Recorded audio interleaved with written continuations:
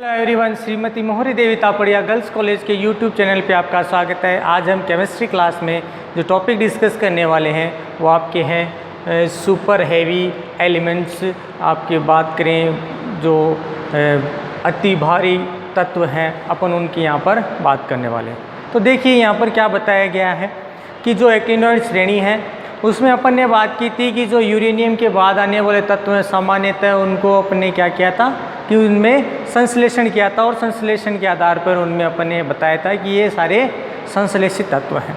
लेकिन क्या बताया गया है कि जो पृथ्वी पर जो पाया जाने वाला तत्व अपन उसकी बात करें तो उसके लिए क्या बताया गया है कि जो सबसे पहला या कहें कि जो अति भारी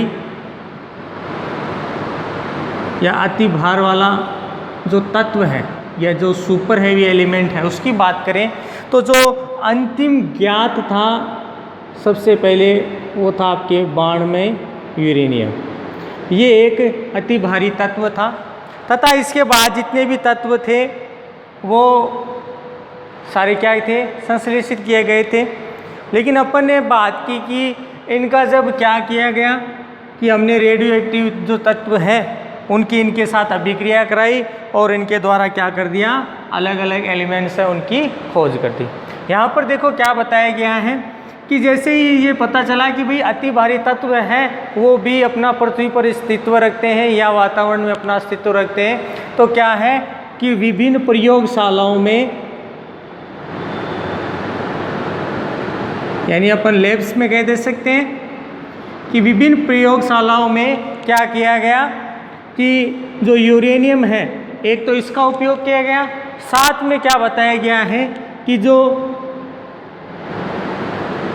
न्यूक्लियर रिएक्टर के अंदर जो अपन बात करें कि जो न्यूक्लियर प्रोडक्ट्स बन रहे थे उन प्रोडक्ट्स के आधार पर क्या बताया गया कि इन लैब्स के अंदर कुछ अन्य हैवी एलिमेंट्स की क्या की गई, साथ में खोज हो गई। मतलब जिनके लिए अपन बात कर सकते हैं कि जिनका परमाणु क्रमांक ज़्यादा हो या साथ में उसका परमाणु भार भी ज़्यादा हो, आपके क्या कहलाएंगे, सुपर हैवी एलिमेंट्स कहलाएंगे। यहाँ पर देखो क्या बताया गया है कि सामान्यतः ये जो एलिमेंट्स होते हैं ये रेडियो एक्टिव नेचर के ये क्या होते हैं, आपके पाए जाते हैं। क्या बताया है कि ये जो सुपर हैवी एलिमेंट हैं सामान्यतः क्या बताया गया है, किस नेचर के होते हैं, रेडियो एक्टिव नेचर के ये पाए जाते हैं। अब क्या बताया गया कि प्रयोगशाला स्तर पर जो सुपर हैवी एलिमेंट है इनकी खोज की गई। साथ में क्या बताया गया है कि जो रेडियो एक्टिव जो एलिमेंट्स की खोज की गई, या यूँ कह दें कि जो सिंथेसिस करके क्या किए गए थे, एलिमेंट्स बनाए गए थे, उनमें टोटल 11 एलिमेंट्स ऐसे थे जिनका क्या किया गया था, सिंथेसिस किया गया था। उनकी नेचर कैसी थी, रेडियो एक्टिव उनकी नेचर थी। और इस आधार पर क्या है कि जो आपकी जो एक्टिनॉइड श्रेणी थी, आपके एक्टिनॉइड श्रृंखला थी, उस श्रृंखला को क्या कर दिया गया, पूर्ण कर दिया गया। और साथ में क्या बताया कि सामान्यतः जो शुरुआती एलिमेंट्स है, जैसे अपन बात करें आपके थोरियम, प्रोटेक्टियम, यूरेनियम, ये 3 एलिमेंट्स तो क्या है, पृथ्वी पर प्रचुर मात्रा में पाए जाते हैं। लेकिन इसके बाद जो एलिमेंट्स थे उनको क्या किया गया, सिंथेसिस किया गया। तो यहाँ पर देखो क्या बताया गया है कि इन एलिमेंट्स के लिए इनकी जो हाफ लाइफ है ये तो क्या है, इनमें ज़्यादा पाई गई। साथ में बात करें इनका स्थायित्व तो ये भी क्या था, आपके स्थायित्व भी ज़्यादा था। और जैसे जैसे श्रेणी के अंदर आगे बढ़ते गए, जो एलिमेंट्स थे उन एलिमेंट्स में एक तो परमाणु क्रमांक बढ़ा, जैसे ही परमाणु क्रमांक बढ़ा इनमें आपका जो हाफ लाइफ है ये क्या हो गई, कम हो गई। यानी जो अंतिम तत्व है, आपने बात करें लोरेंशियम 103, इसके लिए हाफ लाइफ कुछ सेकंड्स के लिए ही क्या देती है, देखने को मिलती है। यानी कुछ सेकंड में ही क्या है कि ये जो एलिमेंट है क्या हो जाता है, आपके टूट जाता है। तो क्या बताया गया कि यहाँ पर जो हाफ लाइफ है उसके लिए भी क्या है कि यहाँ पर कंसेप्ट साथ में दिया गया है कि भाई जिनके लिए हाफ लाइफ ज़्यादा होगी वही क्या करेंगी, स्थायित्व रखेंगी और उनके साथ उनका जो एलिमेंट्स है उनका स्थायित्व भी ज़्यादा होगा। अब यहाँ पर देखो क्या बताया गया कि ऐसे परमाणु या एटम्स कह दें जिनके लिए बात करें कि सामान्यतः प्रोटॉन और जो न्यूट्रॉन है उनकी संख्या में क्या पाया जाता हो, स्थायित्व पाया जाता हो, और उनको क्या किया गया, किसी संख्यात्मक मान द्वारा प्रदर्शित किया जाता हो। क्या बताया कि यहाँ पर कोई न्यूक्लियस है, उस न्यूक्लियस के अंदर आपके प्रोटॉन और न्यूट्रॉन, इनका जो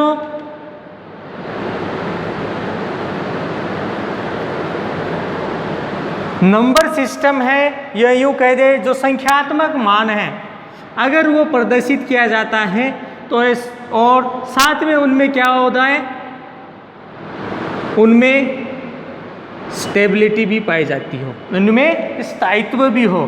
तो क्या बताया गया है, ऐसी जो संख्याएं होती हैं उनको डबल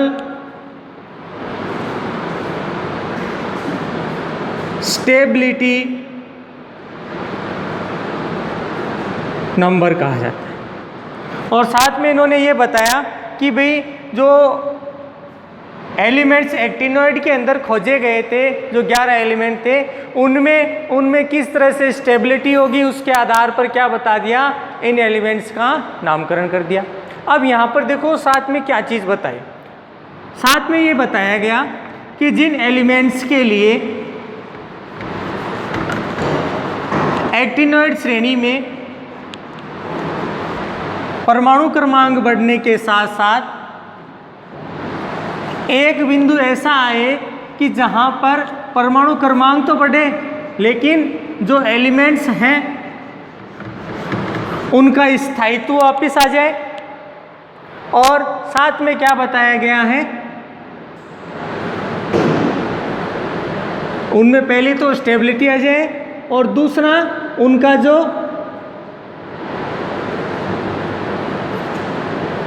मॉलिक्यूलर वेट है या उनका जो भार है या मास है वो क्या हो जाए, आपके बढ़ जाए। तो ऐसे जो एलिमेंट्स होंगे उनको सुपर हैवी एलिमेंट्स के नाम से क्या किया जाता है, जाना जाता है। और क्या बताया गया कि एक्टिनॉइड श्रेणी के बाद जितने भी एलिमेंट्स हैं उनको सामान्यतः सुपर हेवी एलिमेंट्स के नाम से जाना जाता है। जिसमें अपन बात करें कि जो आपके फर्स्ट जो सुपर हेवी एलिमेंट खोजा गया था वो आपके जो परमाणु क्रमांक 110 था, 110 था, ये क्या था, आपके फर्स्ट सुपर हेवी एलिमेंट था जिसकी जो अपने प्रयोगशाला पे जिसका सिंथेसिस किया गया था, जिसके अंदर आपके स्टेबिलिटी थी भी और उसका मास भी क्या था, ज़्यादा था। इन एलिमेंट्स को क्या किया गया, आपके सुपर एलिमेंट्स इनका नाम दिया गया। अब देखो यहाँ पर क्या बताया गया कि जैसे ही सुपर हैवी एलिमेंट की कंसेप्ट आया कि भाई इस तरह का भी कोई एलिमेंट्स आपके जो पीरियोडिक टेबल कह दे या फिर आपके जो जो जर्नल आपके प्रोडक्शन हो रहा है, तो क्या बताया गया कि अलग अलग वैज्ञानिकों ने क्या किया, फिर इन एलिमेंट्स की जो खोज है वो करना स्टार्ट कर दी। और साथ में क्या बताया गया कि इन नाभिकों में मेनली जो प्रोटॉन और न्यूट्रॉन का जो ऑर्डर होगा वही क्या है कि इनके जो स्टेबिलिटी को क्या करता है, इनको शो करता है। और उसके बाद क्या है कि अलग अलग वैज्ञानिकों ने इनमें अति भारी एलिमेंट है उनकी खोज कर दी। अब इसमें अपन पढ़ने वाले हैं कि जो सुपर हेवी एलिमेंट्स हैं,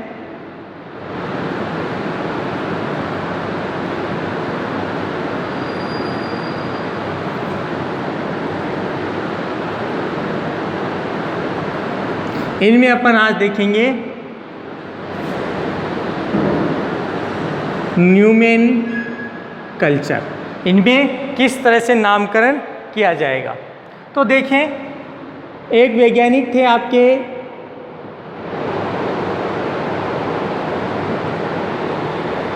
सोवियत वैज्ञानिक थे ये, जिनका नाम था आपके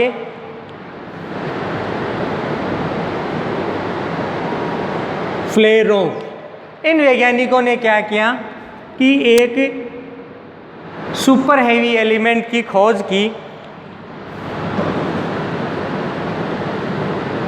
जिसमें परमाणु क्रमांक आपके 110 था, 110 इसमें इसका परमाणु क्रमांक था। और इसने इस जो खोज की इसको एक विशेष नाम दिया,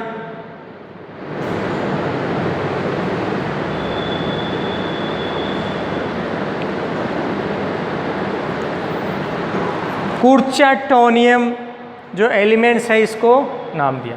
फिर क्या हुआ कि एक वैज्ञानिक और आए जिनका नाम अपने ये अमेरिकी वैज्ञानिक थे,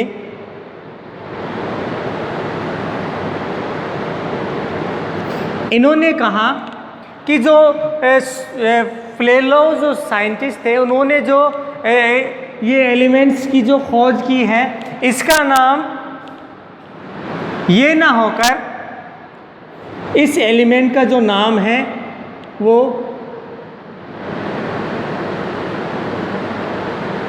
रदरफोर्डियम इस एलिमेंट्स का नाम है।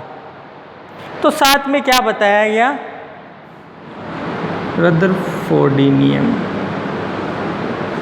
रदरफोर्डिनियम इस एलिमेंट्स का नाम था। अब क्या बताया कि इन दोनों वैज्ञानिकों में फिर क्या किया कि इन्होंने भी आगे सुपर हेवी एलिमेंट्स थे उनकी खोज की। तो फिर वापस इन वैज्ञानिकों ने कहा कि ये जो एलिमेंट्स की खोज कर रहे हैं इनका प्रॉपर नाम ये ना होकर क्या है, कोई अलग इनका क्या है, न्यूमेनकल्चर है, इनका नामकरण है। तो क्या है कि इन वैज्ञानिकों के मध्य क्या होगी, एक जो एलिमेंट से रिलेटेड जो भ्रामक स्थिति थी कि भाई इन्होंने अलग दावा किया, इन वैज्ञानिकों ने अलग दावा किया। तो क्या बताया गया कि जो अपनी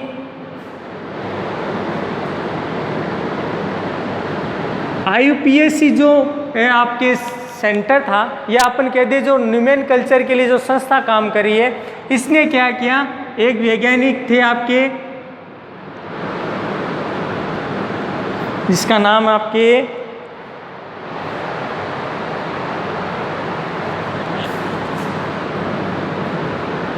कामच ला, इन्होंने एक सजेशन दिया और उसके आधार पर क्या किया कि जो एलिमेंट्स थे उन एलिमेंट्स का क्या करना गया, न्यूमेनकल्चर, कि इन्होंने कहा कि भाई इस तरह की भ्रामक स्थिति लगातार बनती रहेगी, अलग अलग एलिमेंट्स की खोज होगी।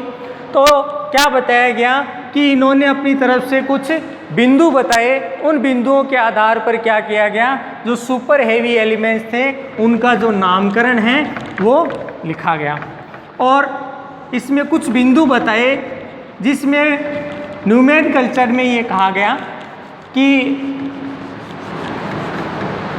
जो सुपर हेवी एलिमेंट्स हैं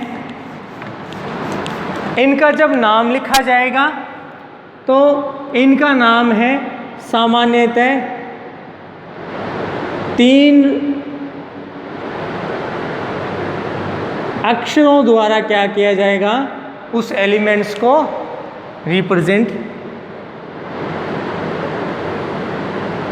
किया जाएगा। दूसरी बात उन्होंने बताई कि जैसे जैसे इनमें परमाणु क्रमांक बढ़ता है, ठीक है, तो इनके जो संख्यात्मक मान हैं साथ में उसको भी क्या किया गया, प्रदर्शित किया गया। कि जैसे मान लो कि इसमें संख्यात्मक मान जिस तरह से अपने प्राप्त होता है, तो यहाँ पर कुछ संख्यात्मक मान है वो मैं लिख रहा हूँ। तो यहाँ पर देखें, सबसे पहले इधर एक लिख ले संख्यात्मक मान, दूसरा उसमें लिख लें अपन उसके लिए प्रतीक, और तीसरा इसमें जो लिखना है इसका संकेत। तो यहाँ पर देखिए, जैसे आपके एलिमेंट्स अगर 0 हो तो इसके लिए सामान्यतः यूज किया जाएगा नील, और संकेत रूप में इसे n द्वारा लिखा जाएगा। इसी तरह से बात करें, यहाँ पर संख्यात्मक मान 1 होने पर यहाँ पर इसको n और इसको u से प्रदर्शित किया जाएगा। इसी तरह से बात करें 2 होने पर यहाँ पर बाई और यहाँ पर b लिखा जाएगा। इसी तरह से संख्यात्मक मान 3 होने पर यहाँ पर ट्राई और यहाँ पर टी लिखा जाएगा। और इसी तरह से पेंटा, हेक्सा, सेप्टा, ऑक्टा, इस तरह से क्या है कि इनमें ये जो संख्यात्मक मान थे वो इसमें क्या किए गए, प्रदर्शित किए गए। और साथ में क्या बताया गया कि इन तत्वों का जब नामकरण किया गया तो क्या बताया गया कि ये जो संख्यात्मक मान अपन ने प्रदर्शित किया है, इनको तीनों को ही क्या किया गया है, एक साथ ही रिप्रेजेंट किया गया। और इस रिप्रेजेंटेशन के आधार पर ही क्या कर दिया, इन एलिमेंट्स की जो प्रेजेंस है उसको बताया कि भी सुपर हेवी एलिमेंट्स हैं वो किस तरह से किसी श्रेणी के अंदर व्यवस्थित होंगे, उनका नामकरण किस तरह से किया जाएगा।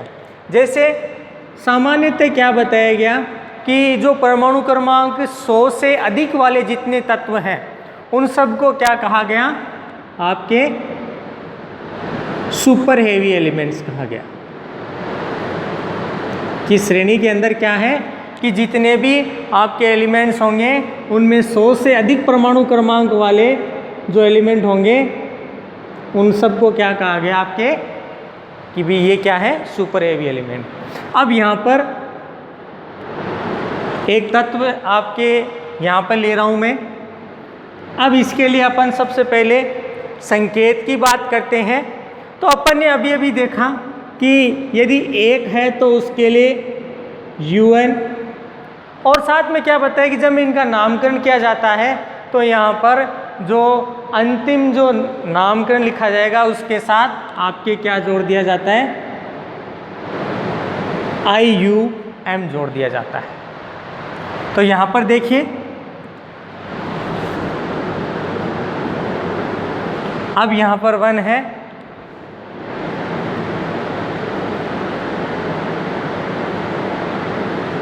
और मूल नाम इसका जो प्रतीक बात करें आपके UN। अब ध्यान रखना है तीसरा जो U लिख रहे हैं आप स्मॉल में लिखेंगे। तो जो परमाणु क्रमांक 101 है, 101 है, उसके लिए N नील यूनियम और UNU इसका नाम है, इसमें प्रतीक रूप से लिखा जाता है। इसी तरह से अपन इसके आगे वाले बात करें, जैसे मैं लिख दूं 104, तो यहाँ पर सेम यही N नील। अब यहाँ पर अपन ने कहा था कि भी यहाँ पर 3 है तो ट्राई, 4 क्वाड, तो यहाँ पर YDM हो जाएगा इसमें, और यहाँ पर UNQ इसका प्रतीक हो जाएगा, इसमें इसका सूत्र हो जाएगा। इसी तरह से बात करें अपन, इसके लिए बात करें तो यहाँ पर देखो जब इसका नाम लिखा जाएगा तो यहाँ पर सबसे पहले N, फिर N, अब क्या हो गया, स्मॉल लिखा है। फिर अपने बात करें तो नीलियम, क्या नाम हो जाएगा, N नीलियम। तो सूत्र इसका लिख देंगे अपन UNN, तो ये क्या हो जाएगा, इसमें सुपर हेलियो एलिमेंट में नामकरण। इसी तरह से बात करें 111 हो तो यहाँ पर लिखेंगे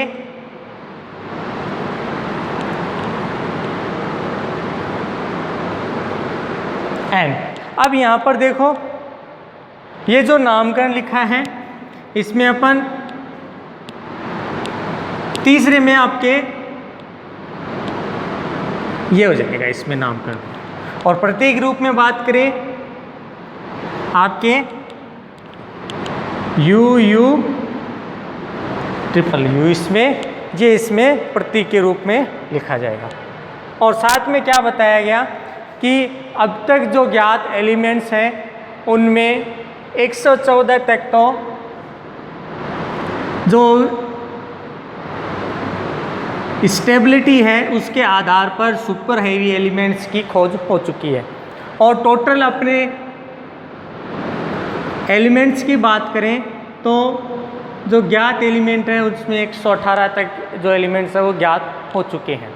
तो आज अपने जो टॉपिक किया सुपर हेवी एलिमेंट, तो होप यू आपको ये वीडियो पसंद आया होगा।